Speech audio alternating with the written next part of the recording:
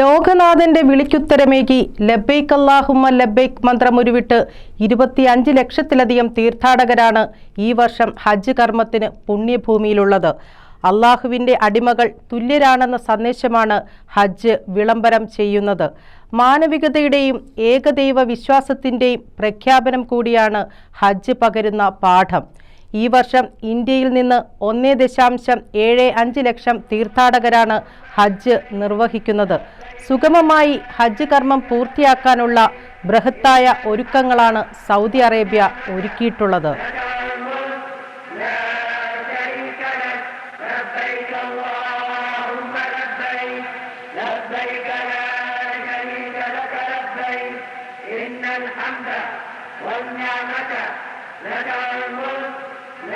ലബ്ബൈക് അല്ലാഹുമ്മ ലബ്ബൈക് ലബ്ബൈക ലാ ശരീക ലക ലബ്ബൈക് ഇന്നൽ ഹംദ വന്നഅമത ലക വൽ മുൽക്ക് ലാ ശരീക ലക്.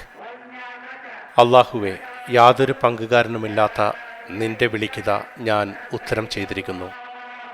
എല്ലാ സ്തുതിയും രാജാധികാരവും നിനക്ക് തന്നെയാണ്, നിനക്ക് പങ്കുകാരില്ല. ഏകദൈവ വിശ്വാസത്തിൻ്റെ അചഞ്ചലമായ ദൃഢത വിശ്വാസി സമൂഹത്തിന് സമ്മാനിച്ച ഖലീലുല്ലാഹി ഇബ്രാഹിം നബി അലൈഹിസ്സലാമയുടെ സ്മരണ ഉണർത്തുന്ന ദിനങ്ങളിലൂടെയാണ് ലോകം കടന്നുപോകുന്നത്. വിശുദ്ധ ഭൂമിയായ മക്കയിലും മിനാ താഴ്വരയിലും 180 ലോകരാഷ്ട്രങ്ങളിൽ നിന്നെത്തിയ തീർത്ഥാടകർ ലോകനാഥനെ സ്തുതിച്ചുകൊണ്ട് സംഗമിച്ചിരിക്കുന്നു. ഇവർ ഹജ്ജിൻ്റെ മുഖ്യ ആരാധന കർമ്മമായ അറഫ സംഗമത്തിൽ പങ്കെടുക്കും.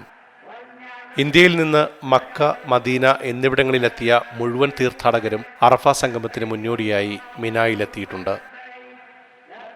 മാനവികതയുടെ മഹാവിളംബരമാണ് ഹജ്ജിൻ്റെ സന്ദേശം. മനുഷ്യർക്കിടയിൽ കറുത്തവനും വെളുത്തവനുമില്ല. ഗോത്രങ്ങളും വർഗങ്ങളും ഉണ്ടാകുന്നത് പരസ്പരം തിരിച്ചറിയാൻ മാത്രമാണ്. ദൈവഭയമുള്ളവന് മാത്രമാണ് ലോകരക്ഷിതാവിന് മുന്നിൽ സ്ഥാനമുള്ളതെന്നാണ് ഇസ്ലാം പഠിപ്പിക്കുന്നത്. ഇത് തന്നെയാണ് ഹജ്ജ് നൽകുന്ന സന്ദേശമെന്ന് Al Hasa Islamic Dawah and Guidance Centre മലയാള വിഭാഗം മേധാവി അബ്ദുൽ നാസർ മദനി പറഞ്ഞു. ഇബ്രാഹിം നബി അഥവാ അബ്രഹാം പ്രവാചകന്റെ കാലഘട്ടം മുതൽ ആരംഭിച്ച ഹജ്ജ് കർമ്മം ഇസ്ലാമിന്റെ പഞ്ചസ്തംഭങ്ങളിൽ ഒന്നാണ് എന്ന് നമുക്കറിയാം. ഹജ്ജിൽ ആളുകൾ മാറ്റിമറിച്ച കർമ്മങ്ങളെ അന്തിമ പ്രവാചകൻ മുഹമ്മദ് നബി സല്ലല്ലാഹു അലൈഹി വസല്ലം തിരുത്തുകയും ഏകനായ അള്ളാഹുവിനെ മാത്രം ആരാധിക്കുക എന്ന ലക്ഷ്യത്തിൽ സ്ഥാപിതമായിട്ടുള്ള ഹജ്ജ് കർമ്മത്തെ അതിന്റെ യഥാർത്ഥ രൂപത്തിൽ കൊണ്ടുവരികയും ചെയ്തു. പ്രവാചക തിരുമേനി സല്ലല്ലാഹു അലൈഹി വസല്ലം തന്റെ ആദ്യത്തേതും അവസാനത്തേതുമായ ഹജ്ജ് കർമ്മം നിർവഹിച്ചുകൊണ്ട് ഹജ്ജിന്റെ എല്ലാ പ്രവർത്തനങ്ങളും മനുഷ്യ സമൂഹത്തിന് പഠിപ്പിച്ചു. അതിൽ ഏറ്റവും പ്രധാനപ്പെട്ടതാണ് വേർതിരിവുകളില്ലാതെ, വംശീയത വിവേചനങ്ങളില്ലാതെ, ഭാഷയുടെയോ ദേശത്തിൻ്റെയോ വ്യത്യാസങ്ങളില്ലാതെ സകലമാന മനുഷ്യരും ഒന്നാണ് എന്ന മാനവികതയുടെ സന്ദേശം. അള്ളാഹുവിന്റെ ഖുർആൻ മനുഷ്യ സമൂഹത്തോട് പറഞ്ഞത്, യാ അയ്യുഹന്നാസ്, അല്ലയോ മനുഷ്യരെ, ഇന്നാ ഖലഖനാകും മിൻ ദക്കരിൻ വ ഉൻസാ, തീർച്ചയായും നാം നിങ്ങളെ സൃഷ്ടിച്ചിട്ടുള്ളത് ഒരാണിൽ നിന്നും ഒരു പെണ്ണിൽ നിന്നുമാകുന്നു. വജഅൽനാകും ശുഊബൻ വഖബായില ലിതആറഫു, നിങ്ങളെ വിവിധ ഗോത്രങ്ങളും വർഗ്ഗങ്ങളുമാക്കിയത് പരസ്പരം തിരിച്ചറിയുന്നതിന് വേണ്ടിയാണ്. ഇന്ന അക്രമക്കും ഇൻദല്ലാഹി അത്ഖാക്കും, തീർച്ചയായും അല്ലാഹുവിന്റെ അടുക്കൽ നിങ്ങളിൽ ഏറ്റവും ആദരണീയൻ സൂക്ഷ്മത പാലിക്കുന്നവനാകുന്നു എന്ന് ഖുർആൻ കൃത്യമായി പറഞ്ഞു. മനുഷ്യരെ ഒന്നായി കാണാനും എല്ലാവരും ഒരേ മാതാവിൻ്റെയും പിതാവിൻ്റെയും മക്കളാണ് എന്ന പ്രഖ്യാപനവും ഇസ്ലാം ലോകത്തോട് പറഞ്ഞത് മനുഷ്യരുടെ വിഭാഗീയതയ്ക്ക് എതിരെയുള്ള ഒരു സമരം തന്നെയായിരുന്നു. യുദ്ധവും രക്തച്ചൊരിച്ചിലും നിറയുന്ന സമൂഹത്തിൽ സാഹോദര്യമാണ് അറഫ സംഗമം നൽകുന്ന മാനവിക മൂല്യം. മനുഷ്യരുടെ അഭിമാനവും സമ്പത്തും സംരക്ഷിക്കപ്പെടണം. അത് പരിഭാവനമാണെന്ന അതിവിശാലമായ മനുഷ്യത്വത്തിന്റെ സന്ദേശം അറഫാ ദിന സംഗമം ആഹ്വാനം ചെയ്യുന്നു. 9ാമത്തെ ദിവസം അറഫ ദിവസമാണ്. ആ ദിവസമാണ് ഹജ്ജിന്റെ ഏറ്റവും പ്രധാനപ്പെട്ട അറഫയിൽ നിൽക്കുക എന്ന കർമ്മമുള്ളത്. ഹജ്ജ് എന്ന് പറഞ്ഞാൽ തന്നെ അറഫയാണ് എന്ന് പ്രവാചകൻ സല്ലല്ലാഹു അലൈഹി വസല്ലം അറിയിച്ചിട്ടുണ്ട്. ഹജ്ജിലെത്തുന്ന ലക്ഷോപലക്ഷം വിശ്വാസി സമൂഹം അറഫ മൈതാനിയിൽ സംഗമിക്കുമ്പോൾ ഒരേ വസ്ത്രം, ഒരേ മന്ത്രധ്വനികൾ, ഒരേ രൂപം, എല്ലാം ഒന്ന് ഏകനായ അള്ളാഹുവിലേക്ക് മാത്രം അവരുടെ കൈകൾ ഉയർത്തി തങ്ങളുടെ സങ്കടങ്ങളും തങ്ങളുടെ എല്ലാ കാര്യങ്ങളും സമർപ്പിക്കുന്ന പാപമോചനത്തിന് വേണ്ടി കേടപേക്ഷിക്കുന്ന രംഗമാണ് അറഫയിൽ നമ്മൾ കാണുന്നത്. അവിടെ വിവേചനങ്ങളില്ല. കറുത്തവനും വെളുത്തവനും ഒന്നാണ്, തൊഴിലുള്ളവനും തൊഴിലില്ലാത്തവനും ഒന്നാണ്, രാജാവും പ്രജയും ഒന്നാണ്, മന്ത്രിയും മറ്റുള്ള ആളുകൾക്കും വ്യത്യാസങ്ങളില്ല, സമ്പന്നനും കുചേരനും ഒന്നാണ്. നമുക്കറിയാം അക്കാര്യങ്ങൾ. അതുകൊണ്ട് തന്നെ ലോകത്തോട് ഹജ്ജിന്റെ കർമ്മത്തിലൂടെ വിശ്വാസി സമൂഹം വിളിച്ചു പറയുന്നത് ഇതാ മനുഷ്യരെ, നമ്മളെല്ലാവരും ഒന്നാണ് എന്ന സന്ദേശമാണ്, മാനവികതയുടെ സന്ദേശം. അതാണ് ഹജ്ജിന് മുന്നോട്ട് വെക്കാനുള്ളതും ജനസമൂഹത്തോട് പറയാനുള്ളതും. അതുപോലെ തന്നെ മനുഷ്യരുടെ രക്തവും അവരുടെ അഭിമാനവും അവരുടെ സമ്പത്തും സംരക്ഷിക്കപ്പെടേണ്ടതുണ്ടെന്നും അത് പരിപാവനമായി പവിത്രമായി കാത്തു സൂക്ഷിക്കേണ്ടതുണ്ട് എന്നുമുള്ള സന്ദേശം അറഫ നൽകുന്നുണ്ട്. 1,70,000 ഇന്ത്യൻ തീർത്ഥാടകരാണ് ഈ വർഷം പുണ്യഭൂമിയിൽ എത്തിയിട്ടുള്ളത്. ഇതിൽ 1,40,000 പേർ കേന്ദ്ര ഹജ്ജ് കമ്മിറ്റി വഴിയും ബാക്കിയുള്ള 35,000 പേർ സ്വകാര്യ ഹജ്ജ് ഗ്രൂപ്പിലും എത്തിയവരാണ്. കേരളത്തിൽ നിന്ന് 18,201 തീർത്ഥാടകർ ഈ വർഷം ഹജ്ജ് നിർവഹിക്കാൻ സംസ്ഥാന ഹജ്ജ് കമ്മിറ്റി വഴി എത്തിയിട്ടുണ്ട്. ആൺതുണയില്ലാതെ ഈ വർഷം 5,000-ലധികം തീർത്ഥാടകരും ഇന്ത്യയിൽ നിന്നെത്തിയിട്ടുണ്ട്. ജിദ്ദ കോൺസുലേറ്റ് ആസ്ഥാനമായി പ്രവർത്തിക്കുന്ന ഇന്ത്യൻ ഹജ്ജ് മിഷന് മക്കയിലും മദീനയിലും ശാഖകളുണ്ട്. ഇവിടെയുള്ള ഉദ്യോഗസ്ഥരുടെ നേതൃത്വത്തിൽ വിപുലമായ സൗകര്യങ്ങളാണ് തീർത്ഥാടകർക്കായി ഒരുക്കിയിട്ടുള്ളതെന്ന് Jeddah Indian consul general Muhammad Shahid Alam പറഞ്ഞു.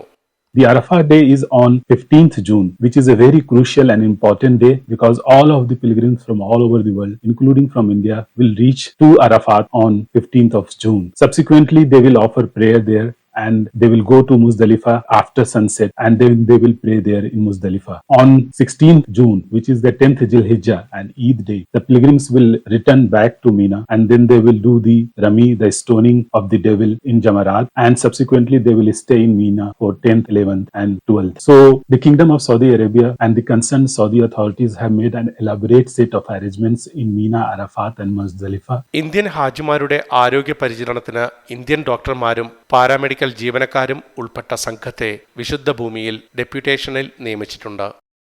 20 കിടക്കകളുള്ള താൽക്കാലിക ആശുപത്രി, ഡിസ്പെൻസറികൾ, ഫാർമസി, അടിയന്തര വൈദ്യസഹായത്തിന് ആവശ്യമുള്ള മെഡിക്കൽ ഉപകരണങ്ങൾ, ജീവൻ രക്ഷാ മരുന്നുകൾ എന്നിവ ഇന്ത്യൻ ഹജ്ജ് മിഷൻ മക്ക, മിന, അറഫ, മുസ്ദലിഫ എന്നിവിടങ്ങളിൽ ഒരുക്കിയിട്ടുണ്ട്. ഇന്ത്യൻ കോൺസുലേറ്റിന്റെ നേതൃത്വത്തിൽ ഇന്ത്യയിൽ നിന്നെത്തിയ ഹജ്ജ് വളണ്ടിയർമാർക്ക് പ്രത്യേകം മാർഗനിർദ്ദേശം നൽകിയിട്ടുണ്ട്. തീർത്ഥാടകർക്ക് ഇന്ത്യൻ അധികൃതരുമായി ബന്ധപ്പെടുന്നതിന് ഇന്ത്യൻ ഹജ്ജ് മിഷന്റെ ഹജ്ജ് സുവിധ ആപ്പ് സഹായിക്കും. പരാതി സ്വീകരിക്കാനും ആവശ്യമായ പരിഹാരം കണ്ടെത്താനും ആപ്പിന് കഴിയും. We will be coordinating with the Saudi authorities in addressing any grievances of the pilgrims. We will establish 2 offices in Mina and 1 office in Arafat to take up any issues of the pilgrims with the concerned Saudi authorities. We hope and pray that all pilgrims will be able to complete their spiritual journey, their prayers safely, smoothly and successfully. ലോകരാജ്യങ്ങളിൽ നിന്നെത്തിയ ഹാജിമാർക്ക് സമാധാനപരമായി ഹജ്ജ് കർമ്മങ്ങൾ നിർവഹിക്കാൻ ആവശ്യമായ മുഴുവൻ സൗകര്യങ്ങളും Saudi Arabia ഒരുക്കിയിട്ടുണ്ട്. കര, നാവിക, വ്യോമസേനകൾ, പൊതുസുരക്ഷാസേന, നാഷണൽ ഗാർഡ്, സിവിൽ ഡിഫൻസ് എന്നിവരുടെ നേതൃത്വത്തിൽ സേന മുഴുവൻ ഒരുക്കങ്ങളും പൂർത്തിയാക്കി. 1,00,000-ലധികം ഭടന്മാരെയാണ് പുണ്യഭൂമിയിൽ വിന്യസിച്ചത്. ഇവരുടെ പരേഡും മോക്ക് ഡ്രില്ലും കഴിഞ്ഞ ദിവസം അരങ്ങേറി. ആഭ്യന്തരമന്ത്രി Prince Abdul bin Saud salute സ്വീകരിച്ചു.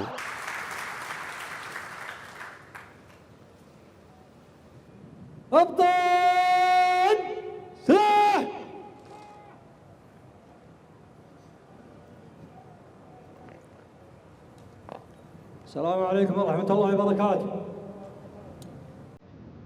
طائر عمر العسكري النقيب عاصم بن حسين بن محمد بن حناش الحضاني. تنطلق قوات الأمن الحج تتقدمهم راية التوحيد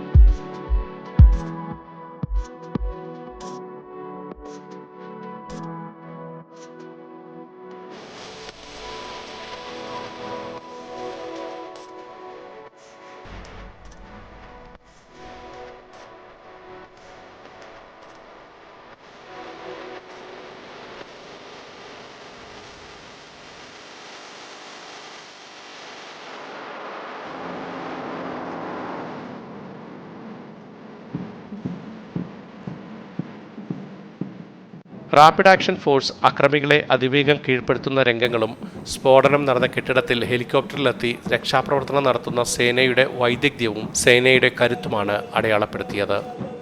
നിർമ്മിത ബുദ്ധിയുടെ സഹായത്തോടെ ആധുനിക സാങ്കേതിക വിദ്യ ഉപയോഗിച്ചാണ് ഹജ്ജ് സുരക്ഷാ സേന തീർത്ഥാടകർക്ക് സംരക്ഷണത്തിന്റെയും കരുതലിന്റെയും കവചം ഒരുക്കിയിട്ടുള്ളത്.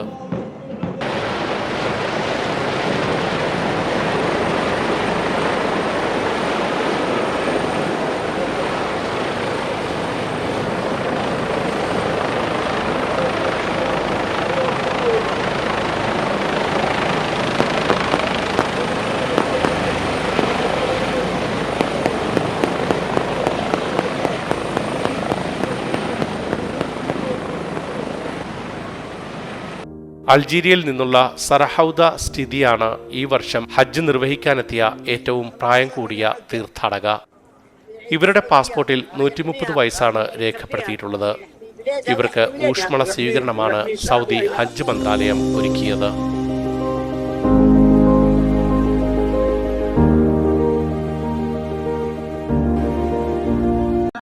കർണാടകയിൽ നിന്നെത്തിയ 7 മാസം പ്രായമുള്ള കുരുന്നാണ് ഏറ്റവും പ്രായം കുറഞ്ഞ തീർത്ഥാടകൻ. രക്ഷിതാക്കളോടൊപ്പം കേരള ഹജ്ജ് കമ്മിറ്റിയുടെ കീഴിലാണ് ഇവർ മക്കയിലെത്തിയത്. ഒരു കുരുന്ന് തീർത്ഥാടകന്റെ വിയോഗം കഴിഞ്ഞ ദിവസം തീർത്ഥാടകർക്കിടയിൽ നൊമ്പരമായി മാറി. ഈജിപ്തിൽ നിന്നുള്ള യഹിയ മുഹമ്മദ് റമദാനാണ് മരിച്ചത്.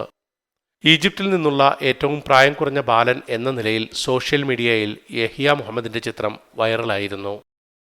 കടുത്ത അന്തരീക്ഷ താപം താങ്ങാൻ കഴിയാതെയാണ് കുട്ടി മരിച്ചതെന്ന് രക്ഷിതാക്കൾ പറഞ്ഞു. അതേസമയം ഈ വർഷത്തെ ഏറ്റവും വലിയ വെല്ലുവിളി അന്തരീക്ഷ താപമാണെന്ന് ആരോഗ്യ മന്ത്രാലയം വ്യക്തമാക്കി.